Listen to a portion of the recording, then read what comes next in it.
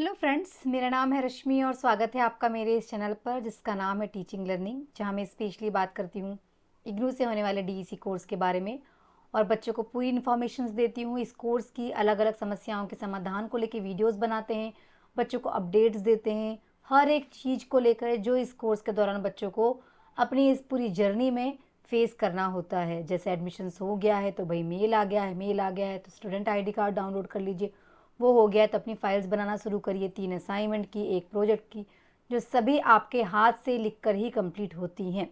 ठीक है, hand written file ही submit होती हैं। असाइनमेंट की सभी आपके स्टडी सेंटर में, प्रोजेक्ट सभी की दिल्ली। और प्रोजेक्ट में फाइल लिखने के बाद 30 दिन की ट्रेनिंग करना होता है। ट्रेनिंग के दौरान फ़ोटो और वीडियोज़ वगैरह का कार्यक्रम होता है। इससे रिलेटेड जानकारी भी चैनल पर उपलब्ध है। वीडियोस ज़रूर देखिए, अपने क्वेश्चंस के आंसर आपको वीडियोस पे मिल जाएंगे। पहली बार वीडियो देख रहे हैं तो सब्सक्राइब कर लीजिएगा, आपको नोटिफिकेशन मिलते रहेगी कोई भी अपडेट आएगी तो। और दोस्तों को शेयर करिए जो यह कोर्स कर रहे हैं, और वो सभी बच्चे जिन्होंने 2026 में एडमिशन लिया था, 25 में लिया था, अपनी फाइल्स नहीं बनी है, नहीं समझ में आ रहा है क्या करना है, क्योंकि आपको सब कुछ सिस्टमेटिक तरीके से करना होता है। आपकी छोटी से छोटी गलती आपके असाइनमेंट प्रोजेक्ट रिजेक्ट कर देती है और पेपर की तैयारी में भी समस्याएं हैं बच्चों को। तो वो सब चीज़ें हम सेल करते हैं PDF के फॉर्म में। दिए हुए व्हाट्सअप नंबर पर मैसेज करें अगर आपको पैकेज लेना है तो। मिनिमम चार्जेस में पूरा पैकेज और साथ में गाइडेंस भी हम बच्चों को देते हैं। जो बच्चे पैकेज लेते हैं उनको उनके एग्जाम्स तक हम अपने ग्रुप में ऐड रखते हैं, ताकि हम अपने तरफ से बच्चों को गाइडेंस दे सकें और बच्चे पर्सनली भी हमसे गाइडेंस ले सकते हैं। अभी हमारी सीरीज़ चल रही थी जिसमें हम बच्चों की जो इग्नू के द्वारा बुक प्रोवाइड की गई है DECE की, जिसमें DEC 1 में 7 ब्लॉक्स हैं और उन 7 ब्लॉक्स को 29 यूनिट्स में डिवाइड किया गया है। वो सभी मैंने पढ़ा दिया। उसकी पूरी प्लेलिस्ट अवेलेबल है, जो आपको इस वीडियो में नीचे मेरा नाम दिख रहा है ना, टीचिंग लर्निंग का लोगो, उसको टच करेंगे, वहाँ आपको मेरा पूरा चैनल खुला हुआ दिख जाएगा। वहाँ प्लेलिस्ट में जाएंगे, पूरी प्लेलिस्ट बनी हुई है DEC 1 की भी, DEC 2 की भी। DEC 2 का आज लास्ट क्लास है जिसमें हम लास्ट यूनिट पढ़ेंगे, यूनिट नंबर 8। इसके बाद हम DEC 3 का पूरा थ्योरी शुरू करेंगे और फिर हमारे MCQ की मैराथन क्लासेस स्टार्ट हो जाएंगी। प्रीवियस क्लासेस नहीं देखें तो बेटा देख लो, पूरी क्लास देखो, लगे तो स्पीड बढ़ा के देखो, शॉर्ट नोट्स बनाओ, एटलीस्ट ये पता हो किस यूनिट का क्या नाम है, किस ब्लॉक का क्या नाम है, चैप्टर्स का क्या नाम है, आपका सिलेबस का क्या नाम है, क्या टॉपिक्स पढ़ना है। तो आप लोगों को पता तो होगा, आपका बेस तैयार रहेगा, आपका जो आपका कॉन्सेप्ट है वो क्लियर रहेगा आपके कोर्स को लेके, आपके टॉपिक को लेके, ताकि कोई भी प्रश्न कहीं से भी आए, कैसा भी आए, आपको बनेगा। ठीक है, इसलिए हम पहले बुक पढ़ा रहे हैं, क्योंकि कहा जाता है कि इंडिया में अगर बेस्ट स्टडी मटेरियल कोई है तो वो इग्नू की बुक्स है। कोई भी कॉम्पिटिटिव एग्जाम हो, कोई भी एग्जाम हो, अगर आपको डीप स्टडी करना है, पढ़ना है, तो आप इग्नू की बुक से जरूर पढ़िए। मैं ये नहीं कहूँगी लास्ट मोमेंट पर डीप स्टडी करने की जरूरत है, डीप स्टडी मत करिए, पर एटलीस्ट सुन लीजिए, क्योंकि मैंने डीपली पढ़ के आप लोगों के लिए कॉन्टेंट बनाया है आपकी बुक से। तो कम टू द पॉइंट, आज हम पढ़ रहे हैं बेटा आपका DEC 2 का आपका ब्लॉक नंबर 8, जिसमें हम पढ़ेंगे विशेष अध्ययन सामग्री, जो आपका ये जो स्टडी मटेरियल उससे पढ़ रहे हैं हम। इसमें बचपन की सामान्य बीमारियां और उनका निदान और प्रबंधन, जिसको इंग्लिश में बोलते हैं हम childhood common illness, their preventive measure से बेटा है, प्रिवेंशन है ना, इसको कंट्रीब्यूशन नहीं है, प्रिवेंशन एंड मैनेजमेंट। ठीक है, ये प्रिवेंशन और मैनेजमेंट पढ़ेंगे। ठीक है, चलिए देखते हैं क्या क्या है भाई आपके इस ब्लॉक में, block number 8, last but not least. ठीक है, तो यहाँ पे आपका आता है DEC 2 का ब्लॉक नंबर 8 और जिसमें यूनिट नंबर 24 है। यूनिट नंबर 24 कहती है सामान्य मुंह और गले का संक्रमण। देखिए, मैंने आपको प्रीवियस यूनिट्स में जो पढ़ाया, मैंने पढ़ाया आपको पूरे न्यूट्रिएंट्स के बारे में, फिर हमने पढ़ा vitamin, mineral, carbohydrate, protein, fat, सब कुछ। हमने ये भी पढ़ा कि जो ये माइक्रो न्यूट्रिएंट्स होते हैं और जो मैक्रो न्यूट्रिएंट्स होते हैं, इनकी डिफिशियंसी, इनकी कमी से हमारे शरीर में कौन कौन सी बीमारियां हो जाती हैं। उन बीमारियों में भी ऑलरेडी हमने ये सारी बीमारियां पढ़ ली है जो हम पढ़ रहे हैं, बट स्पेसिफिक आपकी बुक में अलग से मेंशन किया हुआ है इलनेस के बारे में, स्पेशली बच्चों को होने वाले संक्रमण के बारे में। तो अलग से फिर से हम पढ़ेंगे कि मुंह से, कान से, नाक से, आंखों से कहाँ कहाँ और कौन कौन सी समस्याएं हो सकती हैं, जो स्पेशली हमारे सिलेबस में जिनसे क्वेश्चंस आपके आ सकते हैं। तो आज हम पढ़ रहे हैं सामान्य मुंह और गले की संक्रमण, जिनको हम बोलते हैं कॉमन माउथ थ्रोट इन्फेक्शंस। मैं भी बहुत फास्टली पढ़ाने की कोशिश कर रही हूँ ताकि जल्दी से जल्दी सिलेबस कंप्लीट हो और आप अच्छे से अपनी तैयारी कर सकें। ठीक है, मुंह व गले की संरचना पहले हम देखेंगे। मुंह की गले की संरचना तो स्पेशली मुंह की देखेंगे, गले की हमने कल देखा हुआ है बहुत डिटेल में। ठीक, तो मुंह में आपको पता है माउथ, फिर है गला, फिर है जीभ, फिर है टॉन्सिल, फिर है ग्रसनी, फिर है कोआ, तो इसको बोलते हैं फिर यहीं पे कठोर तालुका, ऊपर यहाँ होती है ना फिर यहाँ पे है कोमल तालु, फिर है ऊपरी जबड़ा, फिर है निचला जबड़ा, फिर है दांत, फिर है मसूड़े। ये पूरे आपको दिख रहे हैं। पॉज करके एक बार सारी चीज़ों को देख लेना, ठीक है। वैसे भी आपके सभी के ये सारे अंग हैं तो हम ऑब्जर्व कर ही सकते हैं, डेली ऑब्जर्व करते हैं, ठीक है। दांत का विकास स्पेशली हम बच्चों में भी देखेंगे, बड़ों में भी देखेंगे, ठीक है। प्राथमिक दांत जिनको दूध के दांत कहा जाता है, ये 6 महीने से 3 साल के अंदर आते हैं, ठीक है। और स्थायी दांत जो हैं वो थोड़े से लेट आते हैं। इट मीन्स कब आते हैं वो? 3 साल के बाद आते हैं, ठीक है। तो लिखा है प्राइमरी टीथ, दूध के दांत जो हैं वो 6 महीने से 3 साल के अंदर आते हैं। फिर जब स्थायी दांत हैं वो आते हैं 6 साल से 7 साल के अंदर, जिनको बोलते हैं फर्स्ट परमानेंट टीथ, और इनको बोलते हैं प्राइमरी यूरोपसन, ठीक है। फिर उसके बाद 12 से 13 साल के अंतर आते हैं, मोस्टली परमानेंट टीथ आ जाते हैं।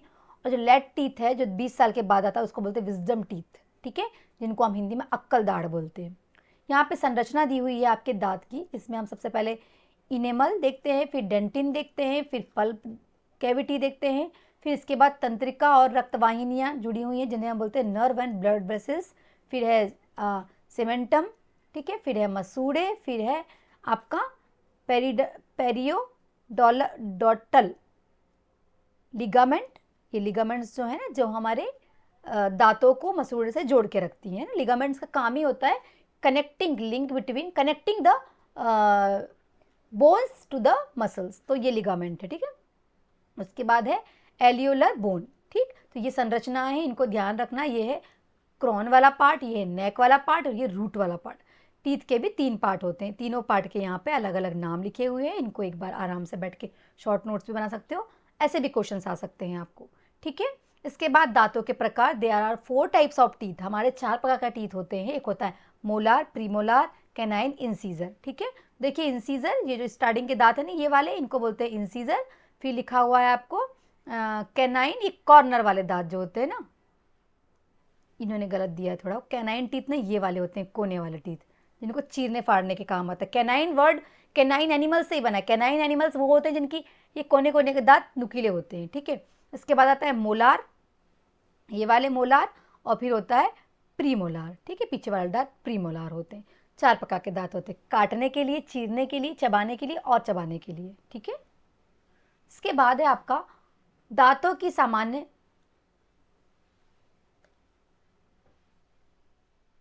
थोड़ा सा तो हम यहाँ देखेंगे दांतों की सामान्य समस्याएं हैं, एक्चुअली है ना, दांतों की सामान्य समस्याएं हैं, कॉमन डेंटल प्रॉब्लम्स है, ठीक। इनमें है दांतों में दर्द, ठीक है, दांतों में दर्द होता है, आपने देखा ही होगा, बहुत सारे लोग इससे ग्रसित हुए हैं। मसूड़ों में सूजन, खून का आना, ठीक है। इसके बाद है ट्रीटमेंट कैसे करेंगे भाई, उपचार कैसे करेंगे दांत का। तो सबसे पहली बात तो है ये कि सफाई रखिए दांतों की, है ना। अगर दांत में कैविटी हो गई तो फीलिंग अप करवाइए, ठीक है। क्राउन और ब्रिज, स्पेशली ऊपर का जो पार्ट आता ना होता है ना, क्राउन और ब्रिज वाला पार्ट जो हमने पीछे देखे, वो अक्सर ख़राब होता है क्योंकि हम खाना खा के या तो खाना फंस जाता है या प्रॉपर ब्रशिंग नहीं होती है तो दांत हमारे ख़राब होने लगते हैं। इसके लिए जो रूट कैनाल होता है, एक सामान्य और एक सबसे ज़्यादा होने वाली ट्रीटमेंट है। जब दांत बहुत अंदर तक ख़राब हो जाते हैं तो रूट कैनाल किया जाता है, संक्रमण का निदान, पल्प को हटाया जाता है, कैनाल जो नसें जहाँ तक अंदर अंदर सड़ गई उसको साफ़ करके वहाँ पे मसाला भरा जाता है और दांतों के ऊपर से कैपिंग कर दी जाती है ताकि दांत दोबारा ख़राब ना हो। अगर बहुत ज़्यादा दांत में तकलीफ़ है तो क्या करा जाता है, दांत को उखाड़ के अलग कर दिया जाता है, ठीक है। उसको भी आप या हम लोकल कोई नहीं कर सकते, डेंटिस्ट से ही कराना होता है, ठीक है। चाइल्ड डेंटल केयर, भाई इन्हें हमेशा सिखाना है कि ऐसे ही हमें अनाज खाना है जिससे हमारे दांत हेल्दी हो। तो हमने कल पढ़े हुए थे भाई, विटामिन सी वाली चीज़ें खाना है। उसके बाद दिन में 2 बार ब्रश करना है, it means twice in a day. आपको उठने के बाद और सोने के पहले ब्रश करना है, ठीक है। फिर जांच करवाते रहना है दांतों की। तो स्कूल्स वगैरह में होता ही है डेंटल चेकअप, स्पेशली बच्चों के लिए, ठीक है। इसके बाद है यहाँ पे त्वचा और सामान्य त्वचा रोग हम देखेंगे, the skin and the common skin disease. तो पहले स्किन देख लेते हैं, त्वचा हमारी क्या है। सबसे पहले आपको दिख रहा है बाहर बाल और रोम, जिसमें हम बोलते हैं हमारे जो बाल होते हैं स्किन में बाहर। फिर है पसीने की ग्रंथि, स्वीट ग्लैंड, तेल ग्रंथि, ऑयल ग्लैंड, रक्तवाहिनियाँ, ब्लड वेसल्स, तंत्रिकाएँ और नर्व्स बोलते हैं, ठीक है इनको। अधिचर्म ऊपर का जो है इसको बोलते हैं एपिडर्मल चर्म, डर्मल उपचर्म हाइपोडर्मल, ये जो हमारे स्किन है इसके पार्ट है, ठीक है। इसके बाद है ये कि त्वचा का भाई प्रमुख कार्य क्या है स्किन का, ये हमें प्रोटेक्ट करती है अधिक गर्मी और अधिक ठंड से या बैक्टीरिया से, वायरस से, ठीक है। और ये हमारे बॉडी के टेम्परेचर को रेगुलेट करने का काम करती है। क्यों? क्योंकि हम अलग अलग टेम्परेचर में रहते हैं, कभी ठंड कभी गर्मी बरसात, तो ये रेगुलेट करती है। इसके बाद सेंसिटिविटी, हमारे शरीर में सेंस के लिए भी एक सेंस ऑर्गन है स्किन, ठीक है। जैसे स्पर्श, दर्द, तापमान, ये सब चीज़ों को महसूस कराने में मदद करती है। कुछ सामान्य त्वचा संक्रमण जैसे कि के लक्षण और रोकथाम के उपाय, ठीक है। सबसे पहले खुजली, जिसे हम बोलते हैं स्कैबीज। इसके लक्षण हैं तेज बुखार, विशेषकर रात में, और त्वचा पर लाल दाने और छाले आ जाना, ठीक है। इसकी रोकथाम के लिए व्यक्तिगत स्वच्छता, आपको साफ सफाई रखना है, कपड़े और बिस्तर को हमेशा साफ रखना है और शेयर नहीं करना है किसी के साथ, ठीक है। इसके बाद है आपका एम्पेटिको, जिसको छाले बोलते हैं। ये होता है स्पेशली चेहरे पर शहद के जैसे रंग के घाव बन जाते हैं, पपड़ी ऐसे निकलने लगती है, लाल फुंसियाँ बोल सकते हैं। आपको इसके प्रिवेंशन के लिए क्या करना चाहिए, बार बार हाथ मुंह धोते रहना चाहिए और घाव को ढककर रखना चाहिए, ठीक है। इसके बाद है दांत जो रोग, जिसे हम बोलते हैं रिंगवर्म। इसमें बच्चों को या बड़ों को लाल पपड़ीदार खुजली होने लगती है, गोलाकार दिख रहा है ना, गोल गोल बने हुए, इस टाइप का हो जाता है। ये एक फंगल इन्फेक्शन है, फंगस से हो जाता है। और इसमें स्किन में या सिर में कहीं हो गया तो वहाँ के बाल झड़ने लगते हैं, ठीक है। इसके लिए हमेशा आपको अपनी वस्तुएं किसी से शेयर नहीं करना है और साफ सफाई का ध्यान रखना है, स्किन हमेशा ड्राई रखना है, ठीक है। समोजे वगैरह पहनते पसीना आता है तो उन्हें प्रॉपर वॉश करना है और हमेशा ड्राई रखना है, ठीक है। इसके बाद स्किन की कुछ और समस्याएं हैं, जैसे कि यहाँ देखते हैं, और कुछ स्थितियाँ हैं। तो यहाँ पे स्कैबीज, जिसे खाज खुजली बोलते हैं, इसमें क्या होता है, एक स्पेशल बैक्टीरिया होता है जो जिसके कारण ये चीज़ें होती हैं, जिसमें स्किन के बालों के कारण या स्किन के ऊपरी हिस्से में आ जाता है, जिससे खुजली होती है। इसके कीट लिखा हुआ है, जिसे माइट बोलते हैं, इसके कारण होती है ये। इसमें तेज खुजली होती है, लाल चट्टेदार दाने आते हैं और रेशेदार खांचे बन जाते हैं। किसके कारण होता है ये? कम्युनिकेशन के कारण भी होता है, ठीक है। आसपास संपर्क में आने से भी होता है, ठीक। किसी इन्फेक्टेड पर्सन के आप संपर्क में आए हैं या उसके कपड़ों के या उसके किसी सामान से, तो आ सकता है। एक स्किन अल्सर के बारे में भी यहाँ लिखा हुआ है। स्किन अल्सर जो है त्वचा का अल्सर कहलाता है। इसमें आपके जो बॉडी का संचार है ब्लड का, अगर सही से नहीं हो रहा है तो होता है ये। फिर इसमें अगर किसी को डायबिटीज़ है तो हो जाता है, अगर किसी को इंजरी हो गई तो हो जाता है, या फिर इन्फेक्शन के कारण होता है। इसमें इसको दबाव अल्सर भी बोलते हैं और सिरापरक अल्सर भी बोला जाता है, ठीक है। इसको वेनियस अल्सर भी कहा जाता है। टाइप्स हैं इसके, 2 टाइप के होते हैं। सिम्टम्स, कभी खुले हुए घावों में रेडनेस के कारण या फिर स्वेलिंग और पैन आ जाता है। खुला हुआ घाव देखो लिखा हुआ लाल हो जाता है ना, उसके कारण, और सूजन वगैरह आने लगती है, ठीक है। इसके बाद है टेनिया और रिंगवर्म, ठीक है। ये भी स्किन डिसीज है, लाइक खुजली या खाज खुजली बोलते हैं ना, उस टाइप की, ठीक। इक्के कवक के कारण होता है, जिसको हम कह सकते हैं फंगल इन्फेक्शन है, ठीक है। ये जो पढ़े हमने वायरल इन्फेक्शन था और ये माइट का इन्फेक्शन था, ठीक। इसमें फंगस के कारण टिटनिया दाद हो जाता है, ये लाल खुजलीदार धब्बे हो जाते हैं, दिख ही रहे हैं आपको, और पपड़ीदार त्वचा हो जाती, जलन होती है। सूखा रखें और किसी के साथ भी चीज़ें शेयर ना करें, ठीक है। कुष्ठ रोग के बारे में बता दूं, सफ़ेद सफ़ेद जो दाग बन जाते हैं शरीर में, स्किन रोग है ये नर्वस सिस्टम के कारण होता है। नर्वस सिस्टम को एक्चुअली डैमेज करने लगता है धीरे धीरे। ये माइक्रोबैक्टीरियल लेप्राई के कारण होता है, ठीक है। और इसमें सुन्नता के साथ हल्के पीले या सफ़ेद धब्बे बन जाते हैं। इसमें नर्वस सिस्टम का कमज़ोर होने लगता है, मांसपेशियाँ कमज़ोर होने लगती हैं, और इसके लिए आपको स्पेशल ट्रीटमेंट ही लेना पड़ता है, किसी डॉक्टर की सलाह से ही कार्य करना होता है या इसका प्रिकॉशन लेना होता है। वायरस संक्रमण और संबंधित स्थितियों को हम यहाँ साझा करेंगे अंडर देखते हैं हम वायरल इन्फेक्शंस के बारे में, उससे रिलेटेड कुछ कंडीशंस के बारे में। तो यहाँ है वायरल संक्रमण सामान्य तौर पे कौन कौन से हो जाते हैं। स्पेशली जब होता है वायरल इन्फेक्शन तो यहाँ पे आपको फीवर आता है, बॉडी में दर्द होता है और फैचिंग होती है, दिख रहा है फैचिंग, स्नीजिंग, ये सब होता है। किसके कारण? अगर आप किसी ऐसे व्यक्ति के संपर्क में हैं जिसको ऑलरेडी इन्फेक्शन है, या हाथ मिला रहे हैं, या कोई भी पब्लिक सरफेस को आप छू रहे हैं, तो उसके कारण हो सकता है। इसके लिए प्रॉपर हैंड वॉश करना चाहिए, वैक्सीनेशन लेना चाहिए। ये है मस्से, ठीक है। मस्से जनरली इंट्रोड्यूस हुए ही होंगे आप, ठीक है। ये हो जाता है HPV के कारण, इसके वायरस का नाम है, और ये सीधे त्वचा में होता है और इसके इलाज से निकल जाता है, रिमूवल होता है इसका, है ना, डॉक्टर के इलाज से, या इसके लिए मेडिसिन आती है, उसको लेने से ये निकल जाता है, ठीक है। इसके बाद है सिर और बाल का संक्रमण। आपको पता ही होगा कि सिर में डैंड्रफ जिसको बोलते हैं वो हो जाता है। ये देखिए इस टाइप की खुजली हो जाती है, ये बालों में गले में, तो ये सारी चीज़ें भी हो सकती हैं फंगल इन्फेक्शन के कारण, स्पेशली होता है सिर में और बाल में। तो इसमें खुजली, लाल दर्द या जलन, लालिमा, है ना, और इसमें रैशेस आ जाते हैं और इसके कारण बाल झड़ने लगते हैं। इसके लिए हमको स्पेशली डॉक्टर से मिलना चाहिए। हमेशा साफ़ सफाई रखना चाहिए, पब्लिक कॉन्टैक्ट से बचिए, सैनिटाइज़र वगैरह यूज़ करिए, ये सारी चीज़ें हमें ध्यान देना है, ठीक है। इसके बाद है अब नेक्स्ट आपकी यूनिट नंबर 26 है, ब्लॉक नंबर 8 का। इसमें हम पढ़ेंगे कान की स्पेशली ईयर्स रिलेटेड समस्याओं के बारे में पढ़ेंगे और ईयर का स्ट्रक्चर देखेंगे। सबसे पहले स्ट्रक्चर है, आराम से वीडियो पॉज करके पूरा स्ट्रक्चर देख लेना। ये आउटर ईयर है, फिर ये है ऑजिकल्स, फिर ये है ऑकेल्स, ठीक है, ऑकेलिया, ठीक है, सॉरी कॉकलिया, ठीक है, और ये है आपका मध्य कान, आंतरिक कान और बाहरी कान।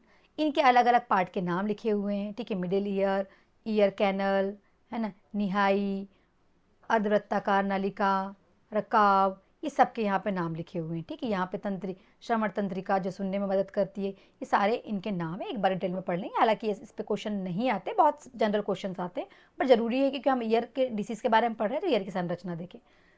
कान की सामान्य समस्याएं, जैसे कि ये पहला लिखा हुआ है आपको, इसमें लिखा हुआ है आपको मिडिल ईयर में जब इन्फेक्शन हो जाता है, ठीक है। तो ये है स्पेशली कानों में दर्द होना और फीवर आ जाना, दर्द बुखार बच्चों में आम होता है ये। फिर कर्ण नलिका का संक्रमण जिसमें खुजली होती है और जो नलिका है उसमें समस्या आ जाती है। फिर यहाँ है नलिका को अवरुद्ध करना और अस्थायी श्रवण हो जाना। जब कान में मोम जैसा कुछ जम जाता है तो इस प्रकार की समस्याएं होती हैं। मध्य कान में संक्रमण होता है तो बुखार दर्द होने लगता है, ठीक है। तैराक का कान, बाहरी वाले कान में जब समस्याएं होती हैं तो कर्ण नलिका का संक्रमण होता है और दर्द हो जाता है इसमें भी। और कान के पर्दे का फट जाना जब हो जाता है तो ये किसी भी इंजरी के कारण हो सकता है, तो सुनने में दिक्कत होती है, पर कहते हैं धीरे धीरे नेचुरली भी भर जाता है, पर डॉक्टर से आपको कंसल्ट करना चाहिए। फिर ये है ऑटोस्कोपी। ऑटोस्कोपी से हम कान की पूरी संरचना के बारे में अंदर देखते हैं, क्या दिक्कत है क्या परेशानी है, ये डॉक्टर ही इसके बारे में देख रेख करते हैं जब कोई समस्याएं आती हैं। तो नलिका और पर्दे के अंदर देखने के लिए प्रकाश का उपयोग किया जाता है, ये ऑटोस्कोपी बोलते हैं इसको। श्रवण जांच, यहाँ पे हमें टेस्ट करना है, सुनने की प्रतिक्रिया के लिए परीक्षण करना है और इसकी पहचान जल्दी करना है। अगर कोई बच्चा जन्म लेता है तो उसके 1 साल के अंदर हमें परीक्षण कर लेना है कि बच्चा प्रॉपर सुन सकता है कि नहीं। अगर सुनेगा तो ही उसके बाकी के विकास होंगे, ठीक है। तो ये है आपके कान से रिलेटेड। और कुछ चीज़ें हैं जैसे कि कान का दर्द, कान का बहना, बहरापन और कान के संक्रमण की रोकथाम। तो कान का दर्द, भाई ये तो किसी भी कारण हो सकता है, तेज़ दर्द और दबाव महसूस होना। इसमें क्या हो सकता है, दर्द निवारक गोलियां ले सकते हैं पर डॉक्टर के कंसल्टेंसी में। फिर गर्म सेक कर सकते हैं ना, कोई गर्म कपड़े या गर्म किसी चीज़ से आप सेक सकते हैं। कान में बूंदे ईयर ड्रॉप आता है, वो भी डॉक्टर के कंसल्टेंसी से और डॉक्टर की सलाह लेना है, ठीक है। फिर यहाँ कान के बहने के मेन सिम्टम्स है मवाद जैसा तरल पदार्थ कान से निकलना, कान में दर्द होना। इसका ट्रीटमेंट है कान को हमेशा सूखा रखना है और डॉक्टर के संपर्क में आना, डॉक्टर से कंसल्टेंसी लेना है और एंटीबायोटिक्स लेना है डॉक्टर के कहने पर, उनके द्वारा दिए गए ड्रॉप्स वगैरह डालना है, ठीक है। बहरापन ये हो सकता है किसी को जन्मजात हो या किसी और कारण से भी हो सकता है। तो ये इसके पहचानेंगे कैसे, भाई किसी को सुनने में समस्या हो रही है, टीवी वगैरह रेडियो वगैरह नहीं देख पा रहा है, वो बार बार बोल रहा है, बार बार पूछ रहा है कि अरे क्या हुआ क्या हुआ, टीवी का साउंड बढ़ाओ, समझ लेना कि उसको कान की समस्या है, ठीक है। ट्रीटमेंट के लिए भाई आपको डॉक्टर से मिलना है, जाँच करवाना है और कान की साफ़ सफाई रखना है और मशीन वगैरह से भी इसका उपचार किया जाता है। साधारण तौर पे हमें हमेशा कान में कभी कुछ भी नहीं डालना चाहिए। अगर तैर रहे हैं तो कान तैरने के आने के बाद कान की सफाई करना चाहिए, ठीक है। अगर तैर रहे हैं तो ईयरबड लगा लेना चाहिए जो ईयर को पैक करने वाले होते हैं। कान की सफाई कभी भी किसी से भी नहीं करना चाहिए, तेज आवाज़ से बचना चाहिए और हमेशा हेल्दी हैबिट्स रखना चाहिए कान के प्रति, ठीक है। ऐसे ही आँख से रिलेटेड कुछ समस्याएं, उनके बारे में पढ़ेंगे। पहले आँखों की संरचना के बारे में देखते हैं। ये पूरी हमारी आँखों की संरचनाएं हैं। सबसे पहले है हमारा कॉर्निया, पुतली, आइरिस, है ना, जल जैसा द्रव, लेंस, सिलियरी बॉडी, फिर है कंजक्टाइवा, फिर है रेटिना, फिर है ऑप्टिकल नर्व्स, फिर है फोबिया, फिर है मैकुला, फिर है रेटिना, ये सारी संरचनाएं, ठीक है। स्पेशली ये वाला भाग है जिससे जो हमें देखने में मदद करता है, यहाँ पे इमेज बनती है और ये नर्व सेल जो है जितनी बनी हुई है ये सेंस करने में मदद करती है, ठीक है। आंखों के संक्रमण के संकेत और लक्षण देखेंगे क्या हुआ है भाई, कैसे पहचानेंगे। लालिमा और सूजन हो गई है तो ये भी संक्रमण का एक कारण हो सकता है। फिर आंखों से कुछ लिक्विड बह रहा है, चिपचिपा सा पीला कलर का या लाल कलर का, तो भी संक्रमण का कारण हो सकता है। खुजली और दर्द हो रहे हैं तो भी संक्रमण हो सकता है, या फिर धुंधलापन सा है तो भी संक्रमण हो सकता है। इसके लिए हमें हमेशा चिकित्सक की सलाह लेना है, डॉक्टर की सलाह लेना है, ठीक है। ये समस्याएं हो सकती हैं। और क्या क्या समस्याएं होती हैं आंखों में, चलिए देखते हैं। बैक्टीरियल इन्फेक्शन, इसमें गाढ़ा पीला कलर का डिस्चार्ज आंखों से निकलता है, ठीक है। और सामान्य कारण इसका होता है स्टेफिलोकोकस और स्टेप्लोकोकस नाम का एक बैक्टीरिया है, उसके कारण हो सकता है। इसके लिए एंटीबायोटिक्स दिया जाता है। वायरस जो है उसके कारण होने वाली बीमारी है पानी जैसा डिस्चार्ज आंखों से निकलना, आंखों में खुजली होना और रोशनी में थोड़ी सी कमी आ जाना, ठीक है। इसका जो कारण है, इसका जो वायरस, उसका नाम है एडेनो वायरस और हैपीज सिप्लेक्स, ठीक है। इसमें आंसू बहता है, ठंडा सिकाई, आंसू निकलते रहते हैं, कृत्रिम आंसू डाल सकते हैं इतने साफ करने के लिए, और ठंडी सिकाई कर सकते हैं, और डॉक्टर से हमें कंसल्ट करना है। एलर्जी तो आप जानते ही हो भाई, इसका लक्षण है आपको खुजली होगी, आंखों से पानी निकलेगा, सूजन आएगी, ठीक है, ये हो सकता है।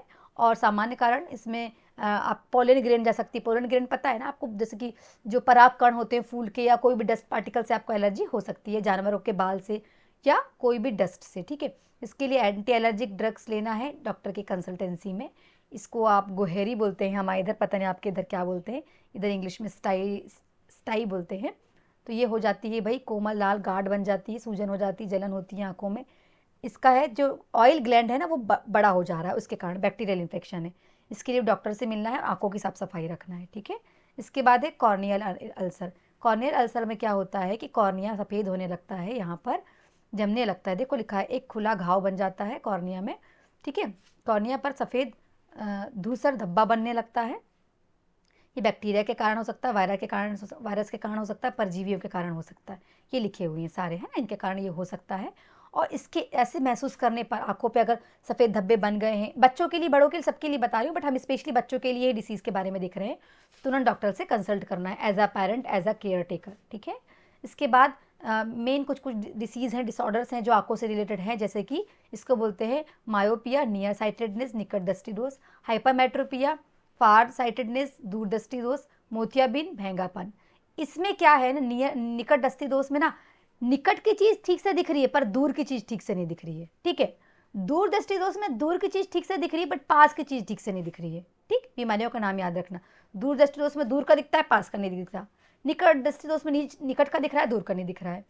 मोतियाबिंद में यहाँ पे पूरा जो आपके लेंस सामने है ना, वो पूरा सफेद हो जाता है, ठीक है। और भेंगेपन में ऐसे ऐसे देखने लगते हैं लोग, ठीक है। बच्चों को खेल खेल में आंखों की देखभाल सिखाना है, जैसे कि इस प्रकार की एक्टिविटी प्लान कर सकते हैं। फल, गाजर, सब्जियों की पहचान करवाएं, उनको खाने पीने की आदत डालें। ऐसी एक्टिविटी जो बाहर खेली जा रही, ताकि बच्चे टीवी से बचें, ठीक है। उन्हें आंखों को छूने से के पहले हाथ कैसे साफ करना है ये सिखाया जाए, क्योंकि बैक्टीरिया वगैरह फैल सकते हैं, ठीक है। स्क्रीनिंग टाइम, बुक का टाइम कम करने के लिए बाहर की एक्टिविटी कराई जाए, बाहर से इन्वायरमेंट से उनको लर्निंग कराई जाए, और बताया जाए कि चलते हुए खिलौने के पीछे, जैसे कोई मूवमेंट वाले खिलौने, उनके पीछे दौड़ना, उनको देखना, मूवमेंट को देखना, इससे आंखों का मूवमेंट होगा, एक्सरसाइज होगी, तो आंखों की एक्सरसाइज होने से आंखों का जो ज्योति है वो बढ़ती है और आंखों में होने वाली समस्याओं से बच्चे बचते हैं, ठीक है। इसके बाद है यहाँ पे बच्चों में बुखार को समझना, last but not least, last नहीं है, लास्ट सेकंड यूनिट है। तो इसमें हम देखेंगे कि फीवर को पहचानना। फीवर कैसे पहचानेंगे भाई, तापमान बढ़ गया है शरीर का, और एक सामान्य प्रतिक्रिया जो संक्रमण से मतलब सामान्य प्रतिक्रिया जो संक्रमण से लड़ती है, वो कमज़ोर हो गया, आपका पूरी बॉडी धीरे धीरे कमज़ोर हो रही है, 37 to 38 डिग्री सेल्सियस टेम्परेचर हो गया है। बुखार के सामान्य लक्षण, जैसे कि अधिकांश बुखार संक्रमण के कारण होता है, वायरल संक्रमण हो सकता है और बैक्टीरियल भी हो सकता है। इसमें आपको कोल्ड कफ हो सकता है, कानों में दर्द हो सकता है, सीने में जलन हो सकती है, यूरिन इन्फेक्शन हो सकता है, स्किन, कोई भी बुखार किसी भी कारण हो सकता है ना। इसमें क्या हो सकता है, बच्चा कपकपा सकता है, पसीना आ सकता है, बच्चे को लगातार रोएगा, भूख लगेगी, कमज़ोर महसूस करेगा, सांस लेने में दिक्कत होगी। तो वायरल, बैक्टीरियल, फंगल, कोई भी इन्फेक्शन हो सकता है बच्चे को, स्किन का, आउटर स्किन, इनर बॉडी में कहीं भी, ठीक है। इस दौरान हमें सबसे पहले बच्चे को शांत कराना है ना, और हमेशा हमेशा दवाई नहीं देना है, ठीक है। पहले उसे शांत कराना है। आपको घर की नॉर्मल चीज़ें, जैसे कि आप पेय दे सकते हो हल्का, अगर बहुत तेज़ बुखार है तो उसे पानी पिलाइए, है ना, अच्छा वाला पानी पिलाइए, फिल्टर वाला। कुछ छोटी छोटी चीज़ें खाने के लिए दीजिए, थोड़ी थोड़ी देर में खिलाते रहिए थोड़ी थोड़ी चीज़ें। और बहुत सीवियर कंडीशन है, डॉक्टर को दिखाना है आपको, ठीक है। When to see a doctor, बहुत ज़्यादा हाई फीवर है, डिफिकल्टी इन ब्रीथिंग, और बहुत ज़्यादा रैसेस हो गया, लगातार बच्चा रो रहा है, तो एक पेरेंट्स को, एक केयर टेकर को इन सब बातों का ध्यान रखना है, ठीक है। फिर यहाँ पे आपके लास्ट बट नॉट लीस्ट 29 जो आपकी यूनिट है वो कहती है सुरक्षा और प्राथमिक सहायता, स्कूल्स में भी घर में भी, ठीक है। सबसे पहले फर्स्ट एड बॉक्स बनाना। फर्स्ट एड बॉक्स में क्या क्या होना चाहिए भाई? पट्टियाँ, गोज पैच, रुइयाँ होना चाहिए, कैंची होना चाहिए, चिमटी होना चाहिए, सारी चीज़ें ना, पट्टियाँ वगैरह ये सब फर्स्ट एड में, डेटॉल, क्रीम, ये सारी चीज़ें होना चाहिए। ये हमारे लिए है, पेरेंट के लिए, केयर टेकर के लिए, ठीक है। बच्चों के लिए सुरक्षा, घर, केंद्र और अंदर।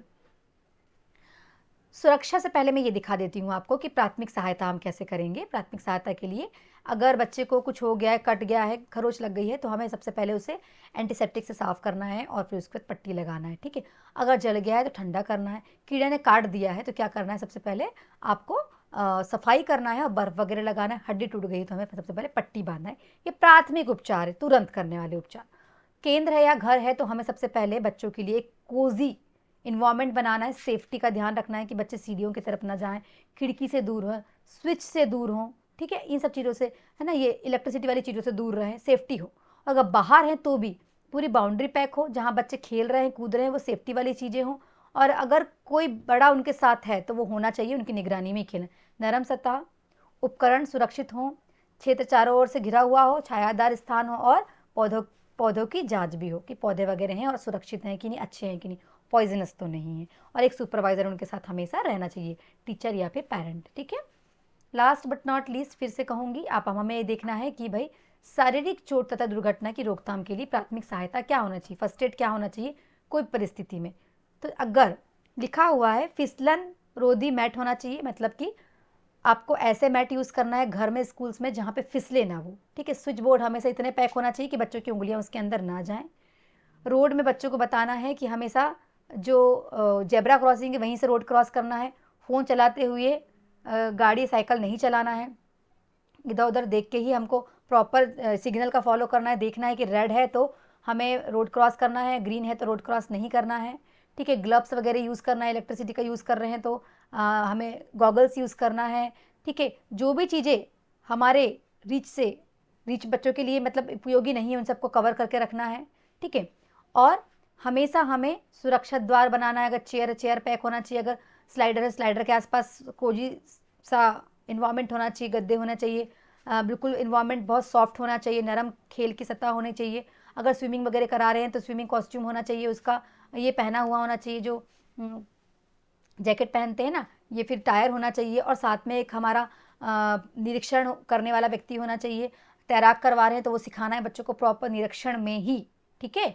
और अगर किसी को कोई बहुत सीवियर कंडीशन है, ठीक है, तो फिजिशियन को बुलाना है, तुरंत कॉल करना है। भाई कॉल नंबर सब होना चाहिए, बच्चों को नंबर भी सबके पता होने चाहिए। किसी को अगर हार्ट से रिलेटेड समस्या है तो बार बार उसको सांस दिलाना है और CPR देना है, वो सिखाना चाहिए। पहले तो हमें, ये हमारे लिए है, केयर टेकर के लिए है, टीचर के लिए है और पेरेंट्स के लिए। अगर बहुत ज़्यादा ब्लड बह रहा है तो तुरंत पट्टी लगानी चाहिए, ठीक है। अगर किसी ने कुछ निगल लिया है तो उसको पीठ में थपथपाना चाहिए और ज़रूरत हो तो ही उल्टी करवाइए, अदरवाइज़ नहीं करवाइए। तुरंत डॉक्टर के पास जाइए। जल गया है, कट गया है तो तुरंत उसको पानी से धुलिए। किसी जानवर ने कुछ काट दिया है तो पानी से धुलिए, ठीक है। ठंडे पानी से धोना है, पट्टी लगाना है और एंटीसेप्टिक वगैरह से साफ़ करना है, ठीक है। इसके बाद प्राथमिक चिकित्सा क्या होना चाहिए, ठीक है। अगर जल गया तो तुरंत पानी से राहत देना है, नीला पड़ गया है तो ठंडक देना है, ठीक है। अगर कट गया है तो हमें आपको वो एंटीसेप्टिक से साफ़ करके पट्टियाँ लगाना है। कट गया है तो पट्टी लगाना है, सॉरी कट गया नहीं, हड्डी टूट गई है तो पट्टी लगाना है, फर्स्ट एड, ठीक है। अगर झटका लगा है तो आपको उससे सबसे पहले बच्चों को दूर रखना है उससे। और आपको तुरंत जो आपके हेल्पर्स हैं उनको कॉल करना है। अगर कोई पॉइजनस चीज़ किसी बच्चे ने खा लिया है तो उसको संभाल के रखना है, पॉइजन को डॉक्टर के पास ले जाना है, पॉइजन भी दिखाना है और तुरंत उपचार के लिए ले जाना है। अगर कोई पॉइजन मक्खी ने काट दी है तो पहले इसको हमें देना है एंटीहिस्टामिन क्रीम लगाना है। और कुत्ते ने काट दिया है या कोई भी कैनाइन एनिमल ने काट दिया है तो तुरंत साफ़ करना है, एंटीसेप्टिक लगाना है और डॉक्टर के पास ले जाके रेबीज़ के इंजेक्शंस लगवाना है, ठीक है। छोटी चीज़ निकल लिया है बच्चे ने तो उसको पीठ पे थपथपाना है ताकि वो निकाल सके। ज़्यादा उल्टी के लिए प्रेशर नहीं डालना है, डॉक्टर के पास तुरंत ले जाना है, ठीक है। किसी को दौरा आ रहा है तो उसको तुरंत पहले कोजी होने देना है, उसकी दौरे को रोकने की कोशिश नहीं करना है, फिर उसको करवट पे लाना है। अगर कोई डूब रहा है तो उसको तुरंत पानी से बाहर निकाल के देखना है कि सांस ले रहा है कि नहीं, उसको सांस लेने की कोशिश करवाना है, प्रॉपर सांस ले ले, उसके बाद तुरंत डॉक्टर के पास ले जाना है। सबसे पहले इन सभी कंडीशंस में किसी भी प्राथमिक केंद्र हो गए या घर पे, हमें हमेशा जो है इमरजेंसी नंबर्स होने चाहिए, एम्बुलेंस के, स्कूल्स, एम्बुलेंस के, हॉस्पिटल्स के ये नंबर्स होने ही चाहिए ताकि तुरंत सहायता स्कूल्स में, केंद्र में या घर में पहुंच पाए, ताकि तुरंत सुरक्षा की जा सके बच्चों की या जो भी इससे परेशान हैं। तो ये हमारा जो DEC नंबर 2 था उसके पूरे 8 ब्लॉक कंप्लीट होते हैं। वीडियोस को पूरा देखिएगा, एक एक यूनिट पढ़िए, एक एक ब्लॉक समझिए, पूरे यूनिट कवर की है मैंने, बहुत प्रॉपर एक एक टॉपिक को समझाया है। चाहो तो आप अपनी बुक लेके बैठ जाना, मिला लेना, शॉर्ट नोट्स बना लेना और कमेंट ज़रूर करना वीडियो कैसे लग रहे हैं। पूरा पूरा देखना और आने वाली सीरीज़ जिसमें हम DEC 3 पूरी कंप्लीट करेंगे उसको ज़रूर देखना, कमेंट करना, लाइक करना, जुड़े रहना मेरे साथ ताकि आप और हम मिलके बदलते हुए हमारे देश के शिक्षा जगत में अपना योगदान देके अपने देश का विकास कर सके। Thank you so much.